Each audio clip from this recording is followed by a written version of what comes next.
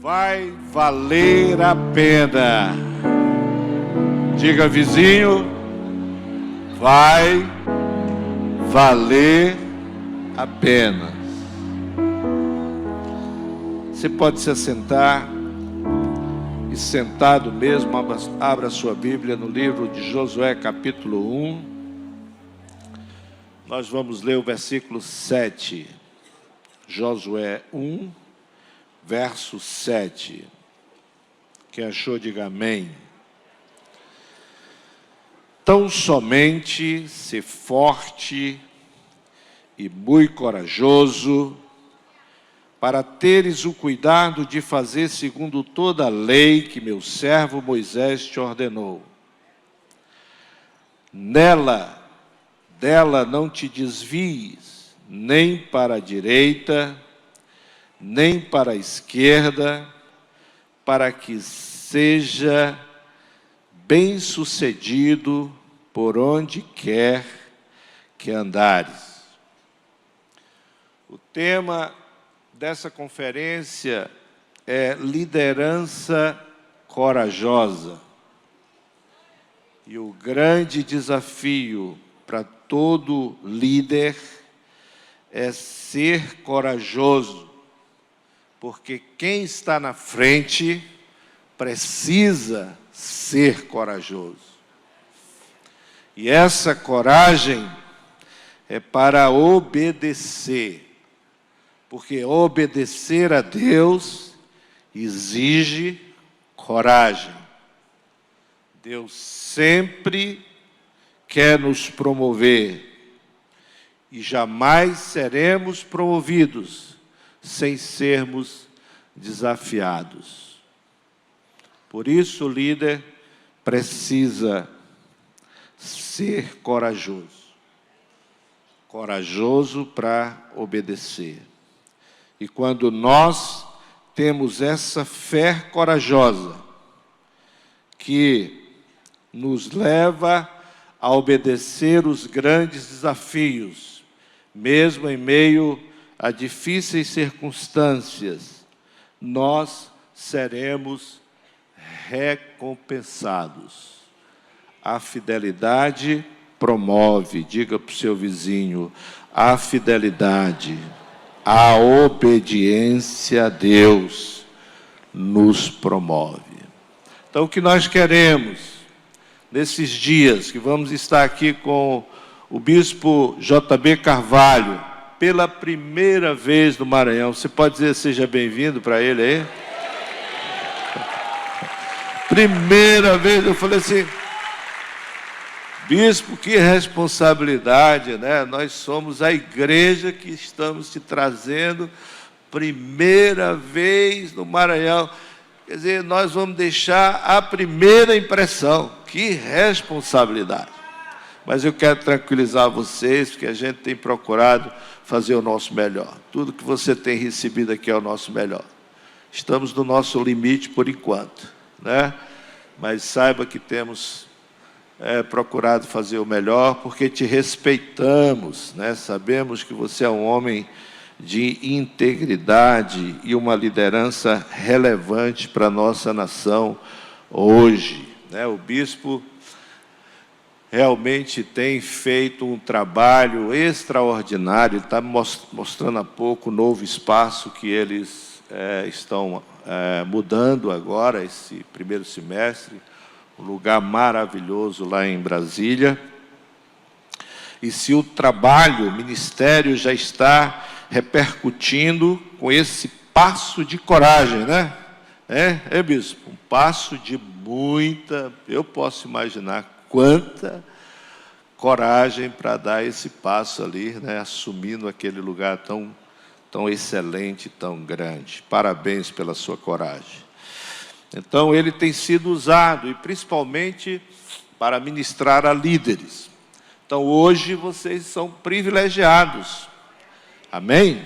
De poder ouvir esse homem de Deus. Eu, todas as vezes que ouço o bispo J.B. Carvalho, sou, assim, especialmente muito abençoado, né? Ele tem uma mensagem muito inteligente e bastante contextualizada. Então, te liga, diga para o seu vizinho, fica ligado, não perca nada, né? E que essa mensagem do Bispo JB possa te provocar, né? O que a gente quer te provocar, para tirar do comodismo, da passividade, da indiferença, da mediocridade, principalmente o jovem. Quem é jovem aqui como eu? Então você tem um mundo aí para conquistar e muitos anos para viver e realizar. Não seja tímido. Diga para o seu vizinho da direita e da esquerda, não seja tímido. Eu quero convidar o bispo. Aleluia, aleluia.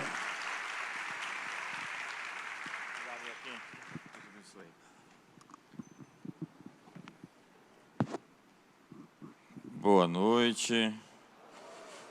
Quantos solteiros nós temos aqui hoje? Se estiver do lado de alguém aí, quem sabe você pode dizer para ele a sua resposta às suas orações. Quem sabe cola. Vai ver? Dá certo. Chama a moça para jantar hoje, mas não leva no copo sujo não, irmão. E não divide a conta. Tem gente que ainda convida a moça e racha a conta. Se ele rachar a conta com você, moça, nunca mais nem olha para ele. É uma alegria estar aqui com o pastor Joaquim Neto, com a sua esposa Margarete.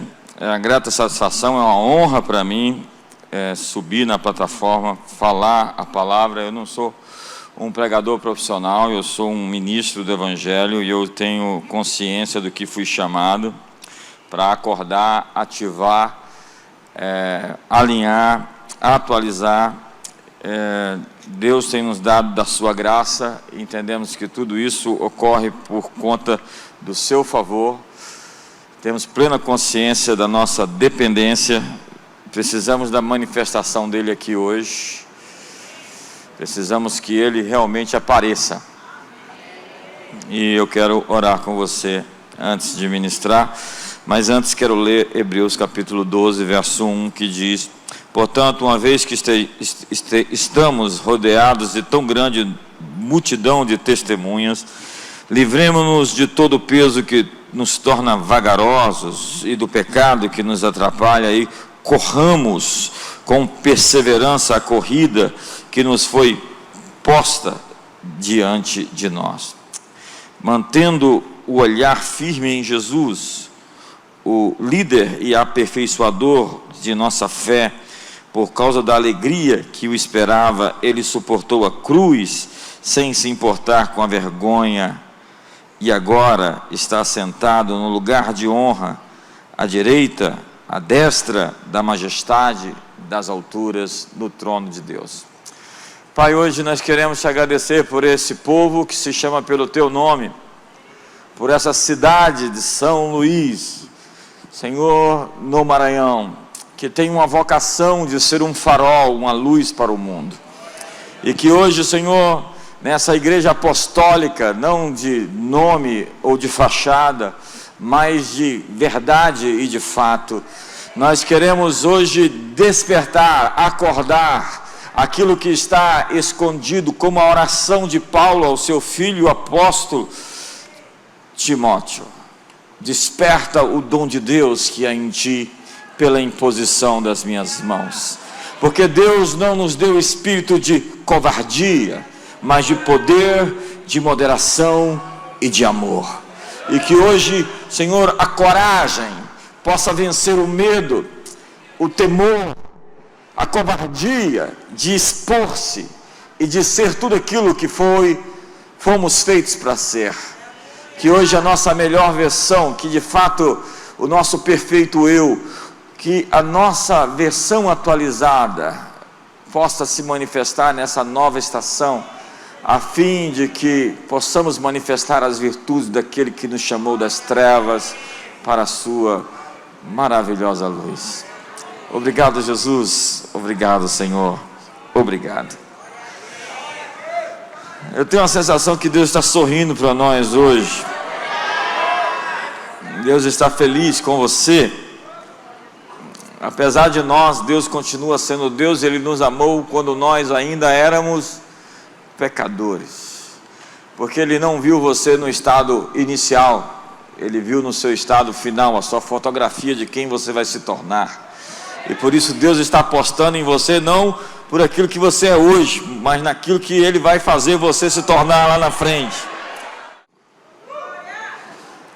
Eu vim aqui hoje provocar você a perder o fôlego. Em Filipenses capítulo 3, Paulo está falando sobre a perfeição, uma vez que não a alcancei, mas uma coisa faço, deixando as coisas que ficaram para trás, avanço para as que estão diante de mim. Prossigo para o alvo, para o prêmio da soberana vocação de Deus em Cristo Jesus. E hoje eu quero falar sobre ativação. Na verdade, você precisa, para ser ativado, de algumas situações. Você precisa, em primeiro lugar, de um inimigo. Inimigos ativam você. Se eu pegasse um bebê e o impedisse de ter contato com qualquer coisa suja, com qualquer bactéria, com qualquer vírus, e o mantivesse dentro de uma bolha, de uma cápsula, onde ele vivesse 12, 15 anos, sem ter contato com o mundo exterior, com nenhum adversário, com nenhum elemento ruim, ele, no primeiro momento que tivesse contato com qualquer vírus ou bactéria, ele morreria. Por quê? Porque à medida que você vai tendo contato com aquilo que não te mata, você vai se tornando mais forte. Vírus, bactérias são elementos que foram colocados na nossa trajetória, lutas e dificuldades, adversários, a fim de que nós construamos um sistema imunológico. Então, à medida que você vai tendo contato com o inimigo, com batalhas e com enfrentamentos, você vai criando músculos, você vai tendo flexibilidade, você vai tendo resiliência. Então, à medida que você vai lutando contra inimigos que Deus vai te dando, Ele vai te aprimorando, te aperfeiçoando e te promovendo. Primeiro, no caso de Davi, foi o urso ou o leão, depois Golias, depois Saul e depois o governo. José teve que passar por todo aquele processo de vendido como escravo, colocado num fosso. Líderes corajosos vivem com intenção. A música que sai de um violino sai da tensão certa. Um afinador de um instrumento simplesmente aprendeu a ajustar a tensão. Eu vim aqui hoje, ajuste a sua tensão. Vida é feita de tensão. Sem movimento, você morre, atrofia. A inércia é a lei da morte. Ficar parado te deixa para trás porque o mundo está em movimento. Mas tem gente que está pregado na cama, faz parte da mobília. Se você ficar na cama durante um ano, você não tem movimento, você precisa de colocar os seus músculos em movimento. É por isso que Deus não quer te deixar parado. É por isso que nós temos que permitir que as pessoas busquem a ser. Eu estou criando tensão aqui hoje. O equilíbrio da tensão é a ordem. E ordem é um foguete em céu aberto vencendo a gravidade. Nós somos seres humanos, nós somos assim, fomos feitos para voar. Encontre a sua natureza celestial. A tensão faz o homem, quanto maior for o homem, mais tensão ele suporta. Entenda, Jesus suportou toda a tensão dos meus pecados naquela cruz. Ele simplesmente suportou a dor, e a maldição, e a imprecação, e a derrota, e a doença. Ele carregou no madeiro as nossas dores, por suas chagas fomos sarados. Mas nós temos medo da crítica, mas a crítica pode ser sua atenção para um próximo nível. Eu não estou impressionado com a altura dos seus edifícios, eu estou impressionado com a profundidade dos seus alicerces. A tensão revela do que somos feitos. Olhe para a pessoa do seu lado e diga para ele: tensione-se. Assuma seus riscos. Não fuja da ofensa. Encare a tensão de frente. A Bíblia diz: no mundo tereis aflições, mas tende bom ânimo. A questão não está na aflição. E tem alguns profetas do caos, profetas da morte, que chegam para você e dizem: você vai ter uma luta, me conta outra. A Bíblia diz que Jesus já me avisou. A questão não está na luta, a questão é estar com o ânimo certo, encorajado, indômito, invencível, posicionado, com o olho, com foco, com a percepção no lugar certo. Não é se você vai ter luta ou não, você terá lutas. Os cozinheiros sabem sobre tensão. Eles sabem o tipo de temperatura ideal para cada prato. Mecânicos sabem sobre tensão. Um carro precisa de tensão, combustão interna, forças opostas agindo em parceria. A tensão libera energia para a unidade ou para a divisão. Ordem não é patos em fila, mas águias voando. Eu vim aqui hoje dizer a você: desafie a gravidade. Porque a tensão mantém você vivo. Seu coração faz seu sangue correr pelo seu corpo, porque sem tensão você está morto. A tensão envia o oxigênio para o seu corpo. Nenhum ser humano vive sem tensão. Saúde mental depende de tensão. Você precisa achar o equilíbrio na tensão. Você já viu os lugares sem tensão, aqueles brejos e pântanos, nem movimento, nem água corrente? Você já viu os bichos que nascem, que brotam, que vivem nesses lugares? Água parada dá dengue. Um rio tem que continuar se movendo.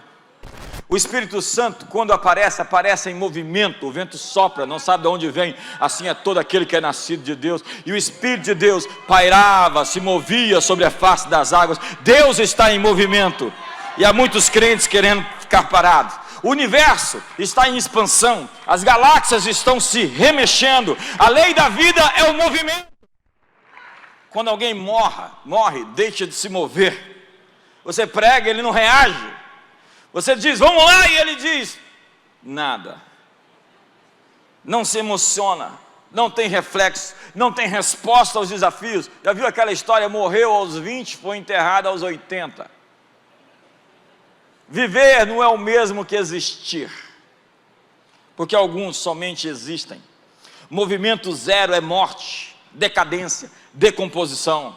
A inércia leva você para baixo, a lei da gravidade o leva para o fundo. Ficar parado te deixa para trás. Andar pela fé é lutar contra a gravidade que nos empurra para baixo. A dinâmica da visão é que ela sempre está em movimento. Viver, dizia Albert Einstein, é como andar de bicicleta. É preciso estar em constante movimento para manter o equilíbrio. A vida está em movimento. Entenda, se não fosse algo valioso, você não estava sofrendo resistência. Se você olhar para trás, você verá que seus maiores avanços estavam concomitantemente relacionados aos seus maiores desafios, suas maiores contradições. É por isso que Josué e Caleb, quando veem os gigantes, dizem: esse é o nosso almoço, esse é o nosso pão, olha o nosso salário, encontrei um problema, Ele vai pagar as minhas contas. Quando você encontra um problema, não fuja de problemas, encontre os problemas, procure os problemas, porque eles vão pagar o seu salário. Quanto você recebe? Você recebe na medida de que você é pago para resolver um problema. Qual é o problema que você resolve? É o preço do seu salário. Se você só causa problemas, você deveria ser multado e não receber salário. Se o seu problema é mais complexo, se você resolve um problema tecnológico, se você resolve questões realmente difíceis, o seu salário é alto. Josué e Caleb diz: esses gigantes são o nosso pão. Então a próxima vez que você vê um gigante na terra, você diz: eu nasci para persegui-los. O diabo lançou uma tempestade sobre Jesus que ele repreendeu e transformou em um testemunho. Eu vim aqui para te dizer que sua luta vai se transformar num testemunho. Você não está sofrendo as dores de morte, você está sofrendo as dores de parto.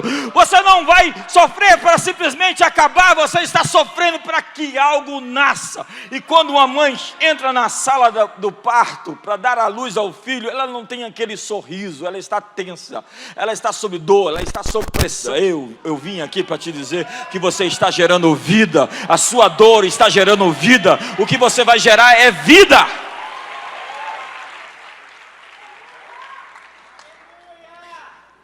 Então não tema a contrariedade, tema não agir de acordo com a sua identidade. O diabo diz: se tu és filho de Deus, transforma essas pedras em pães. A grande tentação era tentar provar aquilo que você já é. Tem gente tentando provar que é importante porque não se sente importante. Quão livre é alguém que não precisa provar nada para ninguém? Já viu a pessoa que está no modo...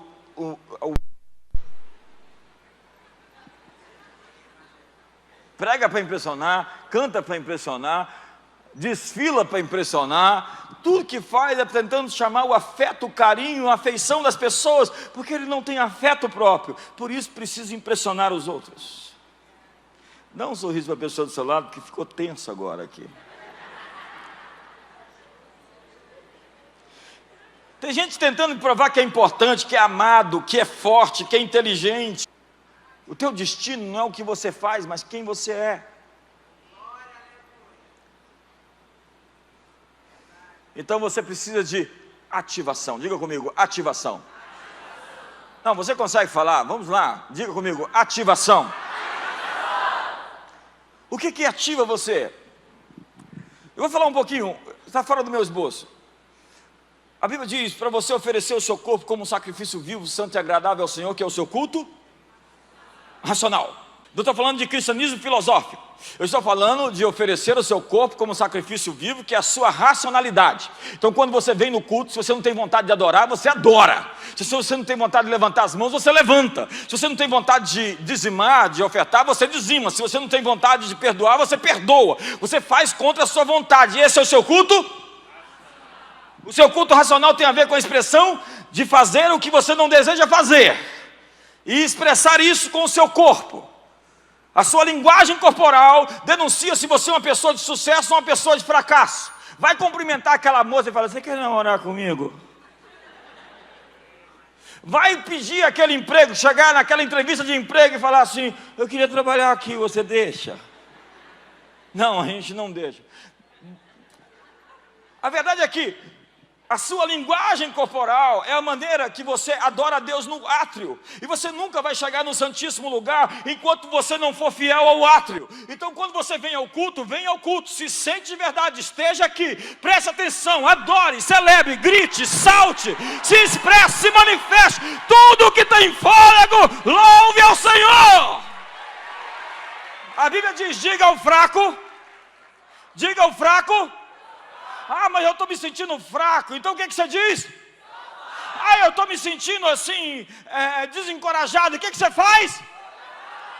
Eu não estou entusiasmado, eu estou desencorajado, eu estou realmente com depressão. O que você diz?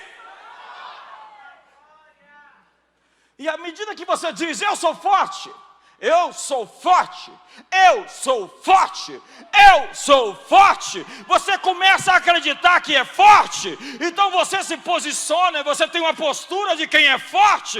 Então você deixa de ser fraco para ser forte.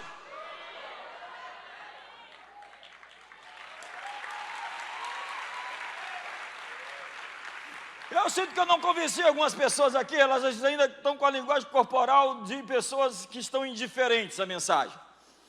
Eu acho que você pode ajudar essa pessoa sacudindo ela aí, dizendo assim: você é forte. Então, marido, hoje você vai chegar na tua casa e vai falar para sua esposa fechar a porta do quarto e vai dizer para ela: mulher, boa noite. Eu tenho aprendido a me animar. Você não precisa de uma imersão, de uma terapia de coach. Você não precisa de que alguém te dê uma palavra profética ou imponha a mão na sua cabeça para você se animar. Você precisa se reanimar no Senhor, como Davi se reanimava em Deus. Você precisa se encorajar. Isso tem a ver com o seu corpo, com a sua expressão corporal, com a sua linguagem física. Você tem que se manifestar. Você tem que dizer: diga ao fraco. Fica de pé um minuto aí, fica de pé um minuto. Fica de pé, vamos lá. Vamos fazer aqui uma maneira de mudar a sua química interior. Isso é epigenético, é neuroplástico. Quando você se movimenta, quando você tem uma movimentação física, isso altera a sua química orgânica. Então, agora, cumprimente a pessoa do seu lado e você vai fechar suponhamos, olha para mim, você vai fechar um contrato de 5 milhões de reais amanhã com ela e você precisa convencê-la. Você precisa convencê-la de que ela vai assinar esse contrato com você. Então, pegue na mão dela e cumprimente ela, fale com ela, diga boa noite para ela, veja se você realmente convence que você é confiável, que ela deve fechar esse negócio com você.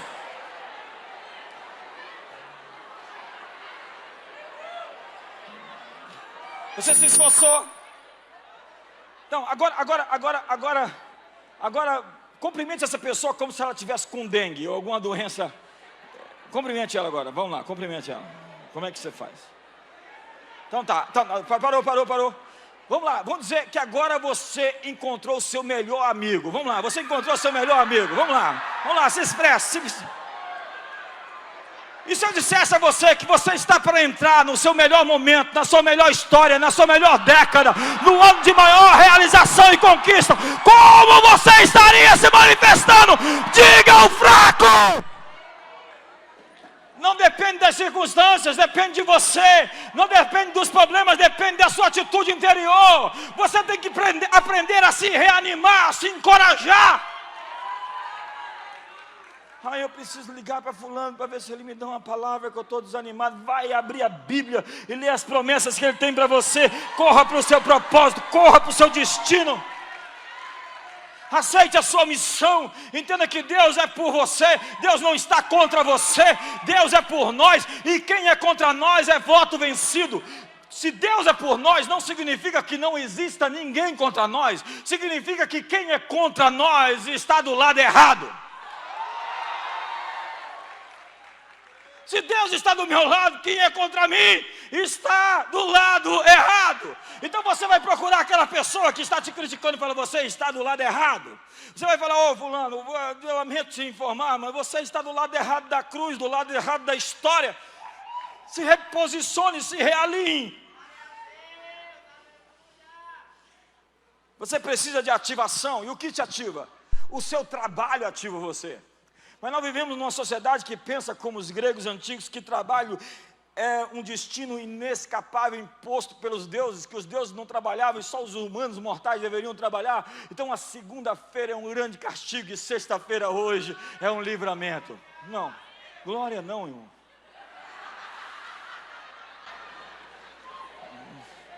Glória não, glória, agora não, depois. Quando você encontra a sua área de convergência, e convergência é aquilo que eu sou, aquilo que eu nasci para fazer. Diga comigo: aquilo que eu sou, aquilo que eu nasci para fazer. Mark Twain dizia: os 2 dias mais importantes da vida de um homem é o dia que ele nasceu e o dia que ele descobriu por quê. E quando você descobre a sua área de ação, onde você deveria estar, você é o leão na savana, você é o tubarão na água, você é a águia no ar, você está no seu elemento. Quando você encontra o seu elemento, você é um rei em sua área de ação, seja no ensino, seja na pregação, seja no evangelismo, seja no ministério pastoral, seja como um líder apostólico. Obrigado. Então há coisas que você nasceu para fazer e o seu trabalho ativa você. Veja que Deus trabalha. Ele trabalha como um artesão, como pastor que cuida do seu rebanho, como aquele que planta uma videira. Em Provérbios, Ele aparece como um arquiteto medindo e construindo uma casa. Abraão procurava uma cidade cujo Deus é o arquiteto e fundamentador. Jesus era um carpinteiro e ele constrói a sua casa, a igreja, no poder do Espírito Santo. E a Bíblia diz que nós somos colaboradores com Deus. A reforma protestante dizia: trabalhar é adorar. Então, enquanto você está trabalhando e você está dando o seu melhor, você está fazendo o melhor possível, você está fazendo para Deus. E fazer para Deus faz com que o seu trabalho seja frutífero. É por isso que os reformadores fizeram os melhores relógios suíços. É por isso que eles fizeram tantas coisas que se destacaram, porque não existe concorrência contra a excelência.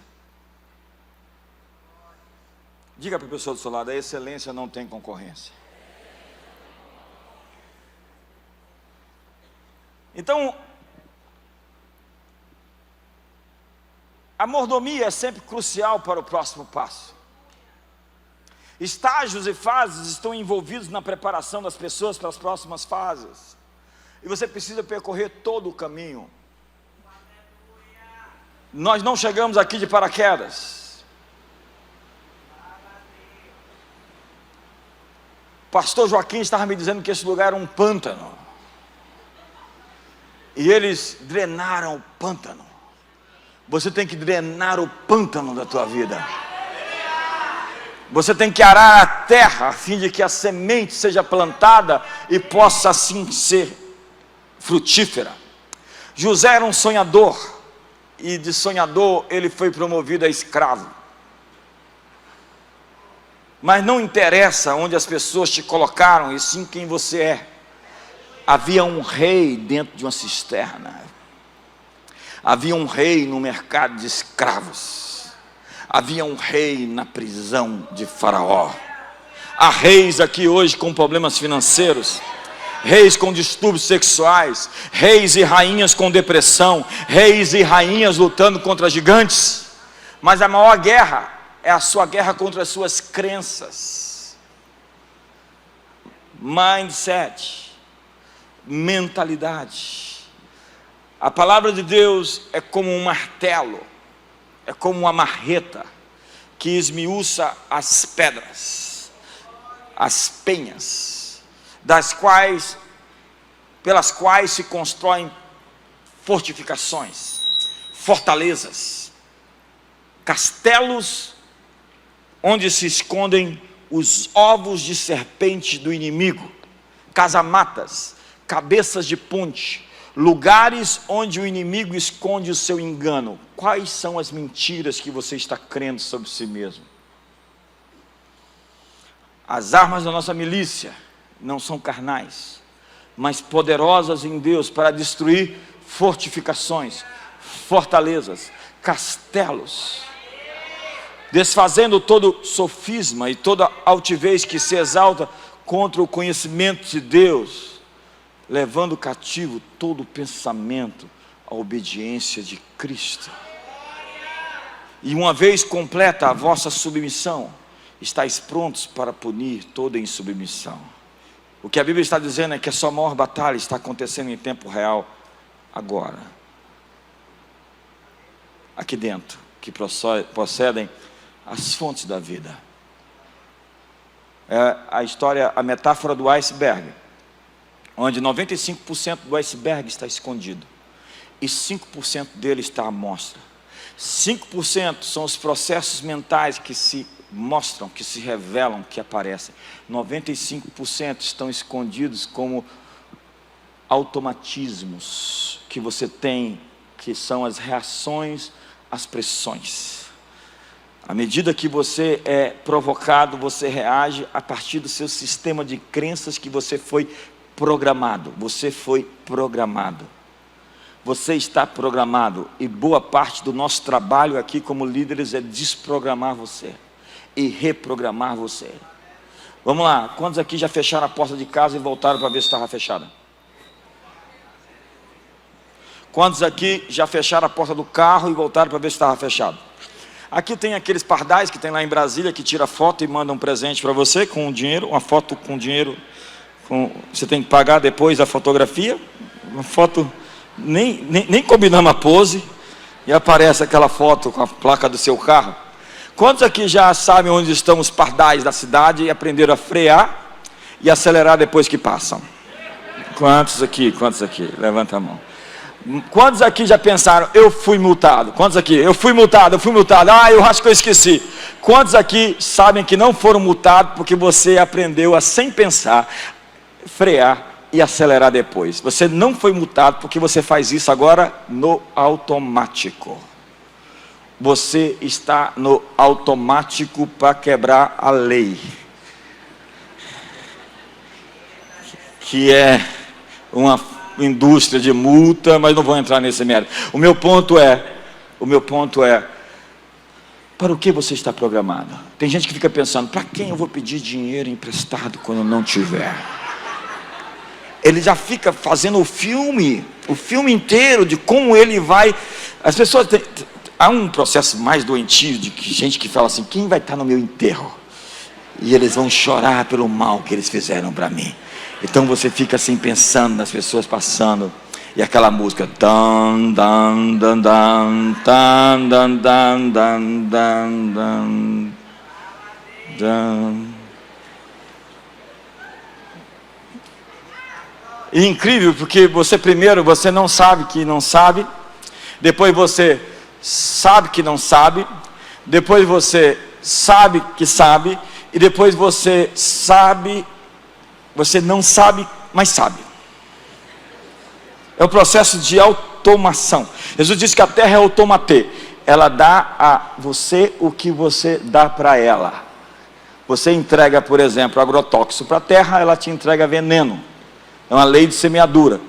Primeiro você não sabe que não sabe, depois você sabe que não sabe, e depois você sabe, e agora você já sabe, e depois você agora sabe, mas você não sabe como sabe.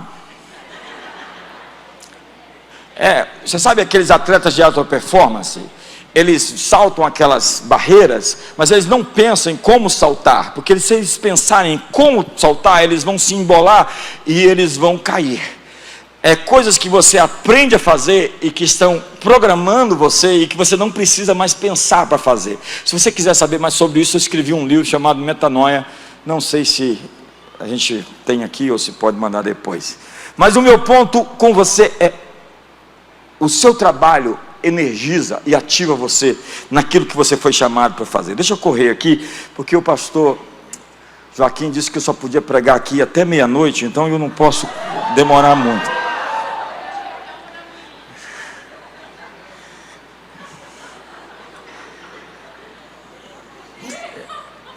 Entenda? Não, amanhã cedo eu volto. Seu destino não é algo dado a você, é algo que já está trancado dentro de você. Desperta o dom de Deus que há pela imposição das minhas mãos. Líderes buscam oportunidade antes de terem os recursos e os mapas. Primeiro nasce a visão, depois vêm os recursos. Não se intimide com os números. O capital sempre segue a coragem. Grandes inovações não começam com dinheiro, mas com ideias e ações. Você pode até ficar sem dinheiro, você só não pode ficar sem ideias. Stephen Covey disse: todas as coisas são criadas duas vezes. Primeiro existe a primeira criação, a criação mental. Depois a segunda criação, a criação material. É preciso ter coragem para sonhar com o que pode e deve existir. Coragem para consertar ou para contestar o que existe em nome do que pode ser criado. Imaginar-se fora das fronteiras, criar uma imagem mental daquilo que poderia vir a ser. Tudo aqui é fruto de uma visão. Alguém viu isso? Nós somos arquitetos espirituais, nós somos modeladores culturais. A verdade é que, pela igreja, nós estamos revelando a sabedoria de Deus aos principados e potestades há 2000 anos, diz o apóstolo Paulo aos Efésios, no capítulo 3, verso 10. Nós estamos modelando o mundo, trazendo a sabedoria de Deus. E a sabedoria não é inchaço de conhecimento ou acúmulo de conhecimento. A sabedoria é soluções para os problemas que existem. Jesus disse: a sabedoria é demonstrada pelas suas obras. Então cada um de nós deve ter uma visão do que pode se manifestar para resolver problemas pontuais dentro da política, dentro da esfera econômica, dentro do sistema educacional, dentro da arte e entretenimento, dentro da mídia e comunicação. Nós deveríamos estar influenciando essas esferas de maneira positiva, porque nós temos a mente de Cristo e os pensamentos de Deus.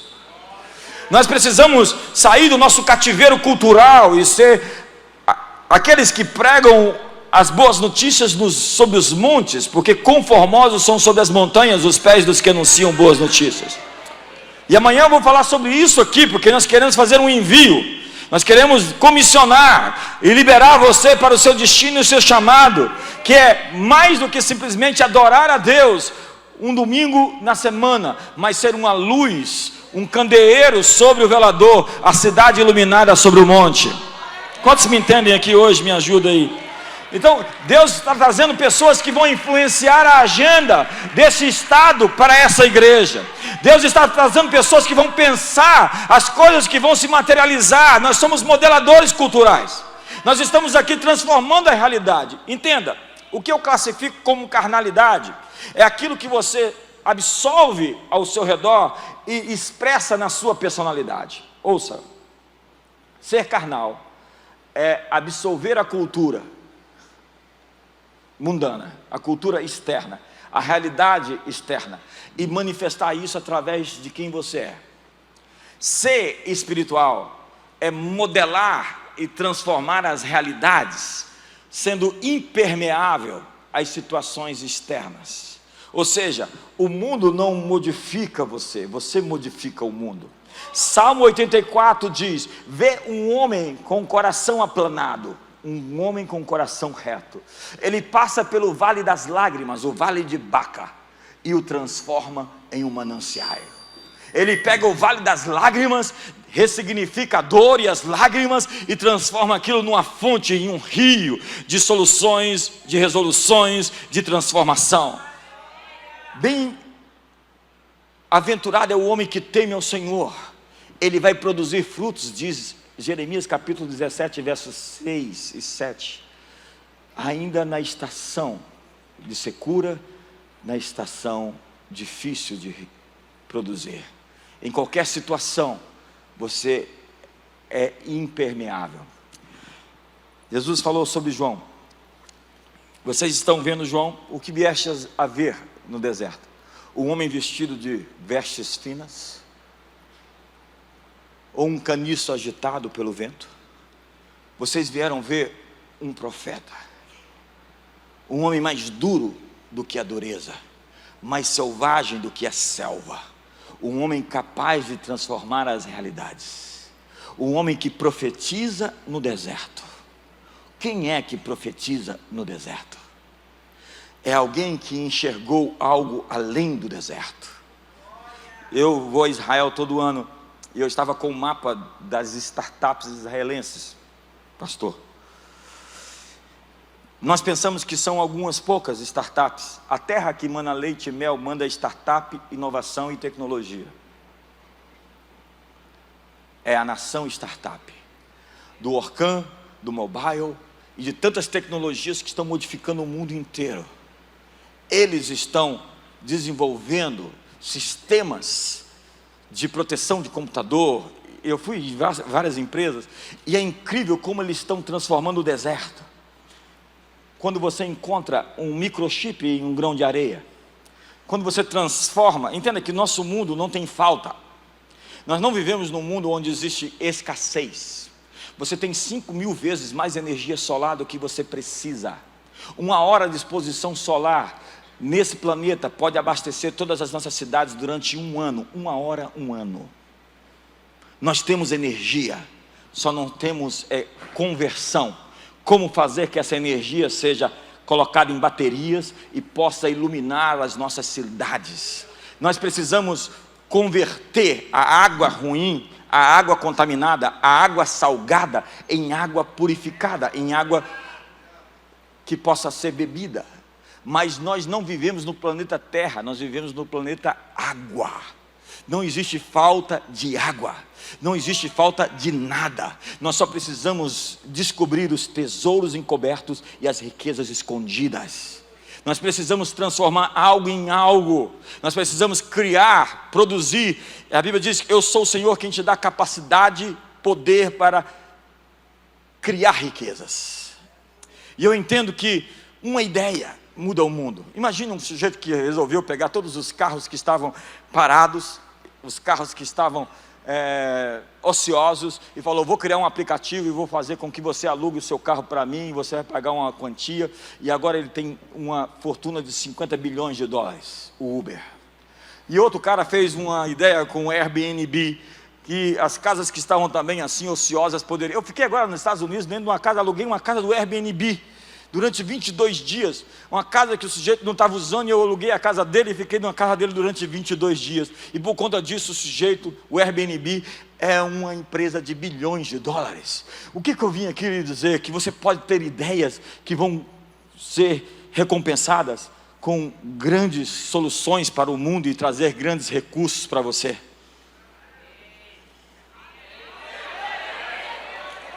Eu estou dizendo que você tem que ser impermeável, você não pode simplesmente ver o problema, você tem que ter uma solução para os problemas que você vê, porque ajuda quem não atrapalha.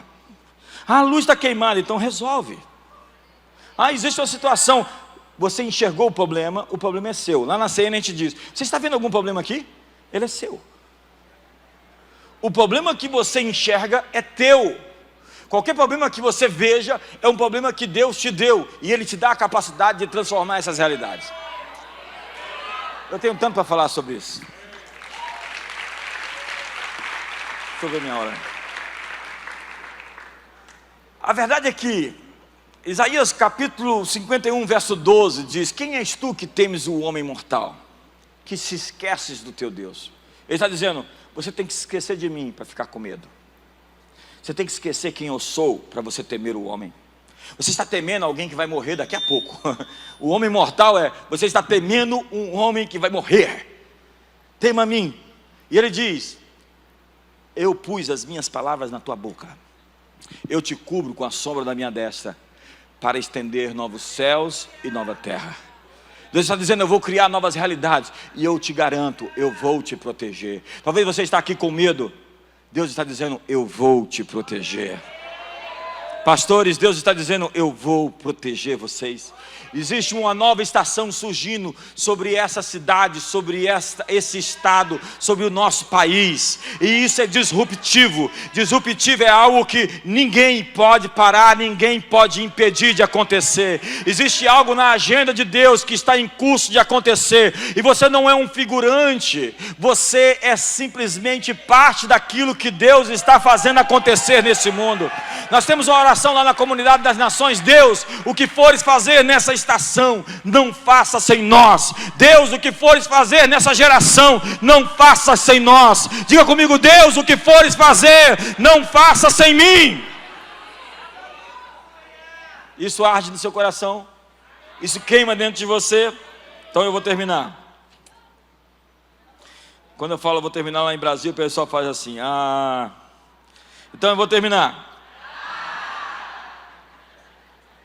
Foi tipo assim: vamos logo. Eu tinha tanto para falar sobre isso, mas você não vai dar nada novo para o mundo se você continuar com medo. Nós precisamos de coragem para encontrar nosso destino. Tomás de Aquino dizia que a coragem seria um dom do Espírito Santo. Coragem é autoafirmação a despeito daquilo ou de quem tente impedir você de se afirmar. Do que você tem medo? Mark Twain disse: coragem é resistência ao medo, domínio do medo e não ausência do medo. É preciso ter coragem. Coragem para agir, para lutar, para entrar em ação. Alguém disse: seja ousado e forças poderosas seguirão a você, porque o destino favorece os bravos. Ainda que eu andasse pelo vale da sombra da morte, eu não temeria, porque o meu olhar não está no vale, está em Ti, Senhor. Em me vindo o temor, diz o Salmo 56, verso 3, hei de confiar em Ti. A minha resposta ao medo é a confiança em Ti. Não temerás o terror da noite, nem a seta que voa de dia, nem a peste que se propaga nas trevas, nem a mortandade que assola ao meio-dia. Não temas, eu te esforço, eu te ajudo, eu te sustento com a minha destra fiel. Deus está dizendo todo o tempo para Josué, coragem. Por que coragem? Porque Deus só aparece na Bíblia motivando, encorajando. Ele vê um sujeito se escondendo, malhando o trigo e diz, vamos lá, general, preciso de você. Você está aí se escondendo, eu tenho uma palavra para você. Você vai livrar o povo de Israel com 300. Deus não contou a história toda, sabe por quê? Que Deus fala para ele já, é só 300. Ele fala assim, não vou. Já estava difícil de ir. Primeira coisa que ele teve que fazer foi derrubar o altar de Baal dentro da casa dele. Olha para mim, você quer mudar o mundo? Começa pelo seu quarto. Quer mudar o mundo? Começa na tua casa. Quer ser profeta fora? Seja profeta dentro. Quer ser homem de Deus no mundo? Seja homem de Deus na família, com sua mamãe, com seu papai, respeitando e amando seus irmãozinhos. É assim que a gente primeiro prova, sendo fiel nas poucas coisas, porque Deus te deu uma família para você enfrentar todos os problemas do mundo. É por isso que você tem problema na família. Deus está treinando você para os problemas que você vai ter.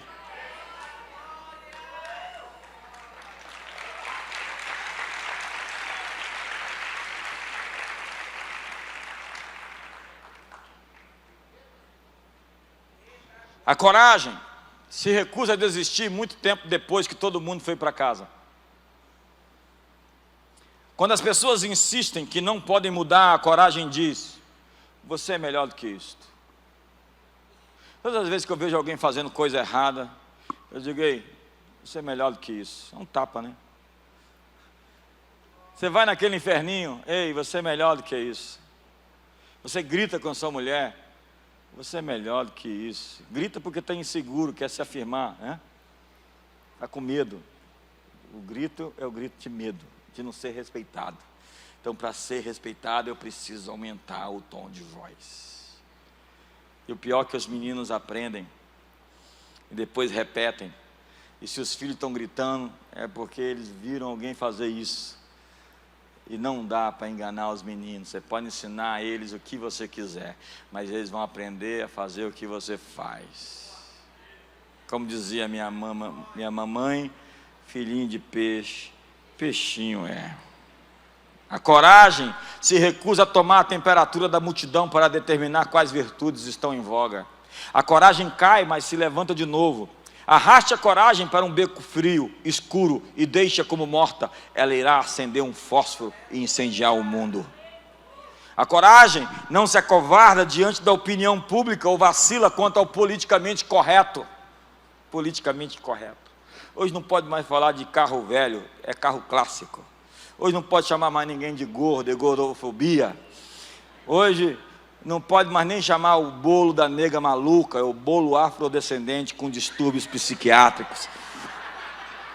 Quando as vozes viciosas oprimem a coragem para baixo, ela só se torna mais determinada a ficar por cima. Se você oprimir a coragem, ela se multiplica. Se você batê-la numa poça, ela se torna um rio de vida. Se você puxá-la para trás, ela intensifica a velocidade para frente. Quando o medo diz, diminua as luzes, a coragem grita, levante-se e brilhe. Às vezes a coragem não ruge, é uma voz tranquila no final da noite que diz, hoje não deu, mas amanhã nós vamos tentar outra vez. Agora, nesse momento, o Armagedon da vida está acontecendo no interior de cada homem e cada mulher. Dentro de você está acontecendo a maior batalha, que vai decidir o seu destino. Então, a guerra acontece dentro de sua mente mais do que à sua volta. Cuidado com as mentiras do inimigo. Não aceite nenhum rótulo. Alinhe-se com a verdade de Deus. A verdade de Deus ativa você. conhecereis a verdade, e a verdade vos libertará. Eu tenho tanto para falar, amanhã eu continuo. Fique de pé.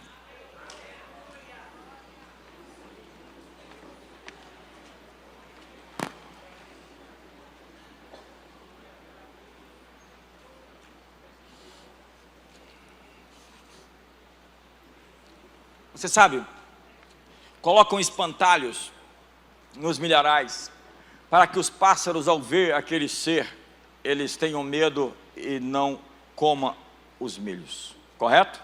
Quantos entendem meu ponto? Só que um pássaro esperto deveria saber que onde tem um espantalho tem milho. Se existe um espantalho, é presença de milho. Eu vim aqui essa noite te dizer que aonde existe um espantalho na sua vida tentando te assombrar, é onde está a sua riqueza.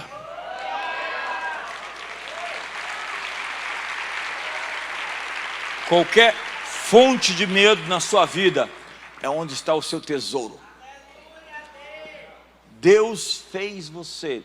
Entenda que Jesus colocou Judas para cuidar da tesouraria. Será que Jesus não tem noção? Logo entregou para... É porque ali estava o teste da vida de Judas. Entenda que Moisés foi o homem que não entrou na terra porque jogou as tábuas da lei primeiro e depois feriu a rocha, ficou com raiva. Mas a Bíblia diz que ele era o homem mais manso de toda a terra. Ele perdeu na força dele. Não era a área de fraqueza dele. O diabo não te tenta na sua força, na sua fraqueza, ele te tenta na sua força. A mulher que lavou os pés de Jesus com suas lágrimas, enxugou com seus cabelos, se tornou uma das maiores mulheres da história da Bíblia. A mulher que foi perdoada e 7 demônios saíram dela, se tornou uma das mulheres mais santas da Bíblia. Ela era uma mulher dada à prostituição, mas que a maior força dela era a santidade. A força dela era a pureza. E ela foi tentada justamente na sua força. Entenda que sua maior dificuldade é a sua maior autoridade. Do que você tem medo? Pense, vá para cima com a coragem de quem está determinado a não se entregar, mas que diz: eu nasci para vencer essa corrida. Eu nasci para caçar e esmagar gigantes. Eu nasci para triunfar. Feche seus olhos.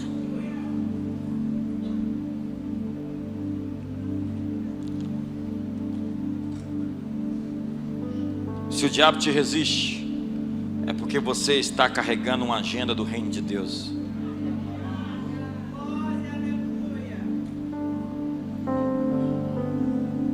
Feche seus olhos.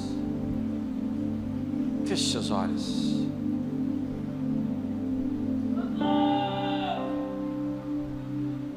Cale-se diante dele toda a terra, diz a Bíblia.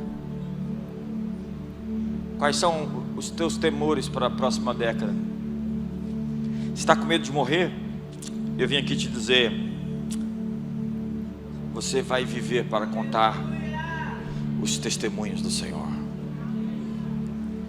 Salmo 91 diz: saciar-te-ei com longevidade e mostrar-te-ei a minha salvação. Você está com medo de se separar, de ficar sozinho, solitário? Deus diz: nunca te deixarei, jamais te abandonarei. Deus vai desfazer todos os seus planos de derrota. Ele vai frustrar todas aquelas tentativas de fracassar, sua autossabotagem, sua conspiração contra si mesmo. E hoje eu libero luz. E essa noite você vai ter novas sinapses. Essa noite você vai ter downloads. Você vai ter ideias. Você vai ter sonhos. Você vai ser visitado por anjos. Deus vai ministrar a você clareza e lucidez. Deus vai dar a você entendimentos para essa nova estação, planos para essa nova época. Deus vai fomentar dentro de você sentimentos corretos. Deus vai te dar planos. E eu termino dizendo: assim diz o Senhor, a luz. Porventura, não percebeis? Não percebeis? Eu estou colocando um caminho no meio do deserto. Eu estou colocando rios no ermo. Deus está modificando o caminho. Deus está transformando realidades. Suas conjunturas estão mudando. São Luís, a ti que ouve as orações virão todos os homens. São Luís, que venha a tua luz. Nós abençoamos essa cidade em todas as suas fronteiras. Hoje nós dizemos, conforme Isaías: descobrirá nesse monte o véu que cobre todas as nações, a coberta que cobre todos os povos, que se enrole como um pergaminho, e que o céu se una à terra. Venha o teu reino, venha o teu governo. Nós queremos, Senhor, a tua invasão, queremos a tua transformação. Vem com as partículas dos céus, vem com os teus anjos poderosos, vem com o teu Espírito e derrama sobre toda a carne. Que todos os grilhões caiam, cadeias caiam, fortalezas caiam, inimigos batam em retirada. Nós liberamos o fluxo da agenda celestial para o estado do Maranhão e liberamos o juízo contra todos aqueles que se opõem aos planos de Deus nesse estado e nessa cidade. Que haja um fluxo de investimentos externos, que o sertão vire mar, que a terra sedenta, estéril e seca se tornem jardins, que o ermo exulte, que o deserto floresça, que surjam os prisioneiros da esperança, porque desde agora eu vos digo, diz o Senhor, que vos darei o dobro de tudo que foi roubado e saqueado nessa terra, o dobro de todos os anos do espólio, do saque, do roubo, o dobro. Nós liberamos o entendimento sobre jovens, a compreensão sobre moças que se levantarão no poder da pureza e da verdade do Evangelho para proclamar boas novas sobre os montes. Liberamos professores com a agenda do céu, diretores de escola, políticos com o coração voltado para Deus, voltado para o povo, economistas, homens de negócios, empresários que vão enriquecer, que vão prosperar para pagar as contas da agenda do reino de Deus. Pastores, segundo o coração de Deus, abençoamos essa igreja missionária, apostólica, que tem enviado pessoas para todo o mundo.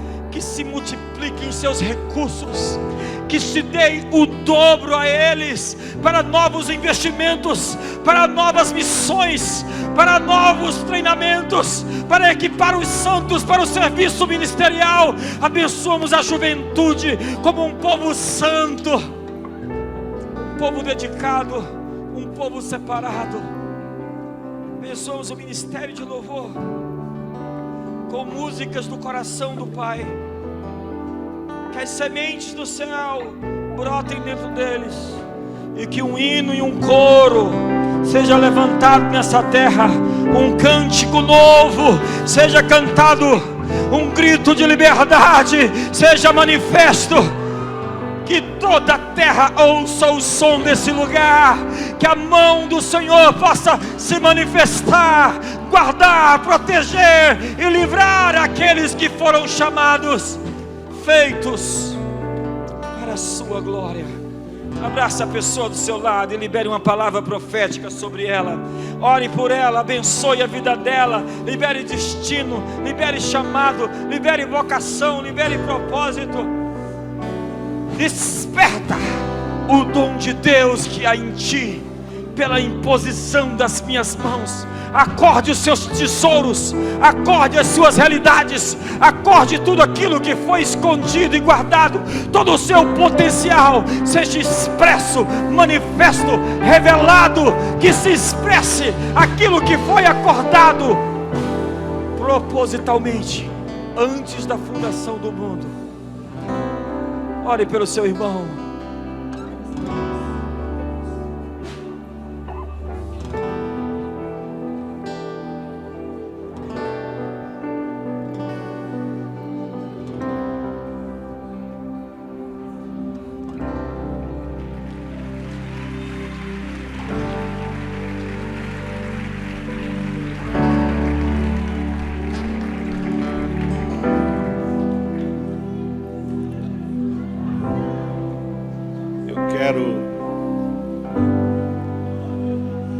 A você que hoje à noite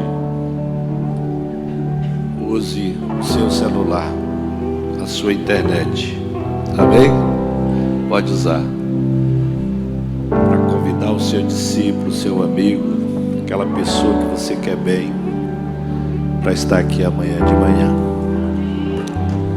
Ter a oportunidade de ouvir uma palavra como essa, uma palavra que nos desafia, que nos confronta, que nos levanta. Amém? Jesus disse: nem só de pão viverá o homem, mas de toda palavra que procede da boca de Deus. Eu, particularmente, estou realmente muito abençoado nessa noite, e eu tenho certeza que você também. Então abrace seu vizinho da direita e da esquerda. Amanhã 9 horas eu vou estar aqui. Amém? Pai, muito obrigado. Tudo isso é fruto do teu grande amor, da tua graça, da tua fidelidade, da tua misericórdia. Muito obrigado. Sela essa palavra no nosso coração, e que nós saiamos nessa noite provocados, desafiados a ir além, Senhor, encorajados, ó Deus, para viver não a nossa vontade, mas para viver a tua boa, agradável, perfeita vontade. Deus abençoe. Até amanhã às 9 horas. Chegue cedo e sente na frente. Amém? Não perca nada.